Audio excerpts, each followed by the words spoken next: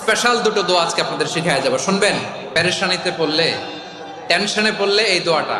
প্রিয় ভাইরা, বিষ্ণু ইসলাম যখন খুব বিপদে পড়তেন, দুশ্চিন্তা ওনাকে ঘিরে ধরতো, উনি পড়তেন ইয়া হাইয়ু ইয়া কাইয়ুম বিরহমাতিকা আস্তাগীথ, ইয়া হাইয়ু ইয়া কাইয়ুম বিরহমাতিকা আস্তাগীথ, ইয়া হাইয়ু ইয়া কাইয়ুম, হে শাশ্বত অবিনশ্বর, হে চিরঞ্জীব, বিরহমাতিকা আস্তাগীথ, তোমার রহমতের উসিলায় তোমার কাছে ফরিয়াদ করি, এটা পড়তেন।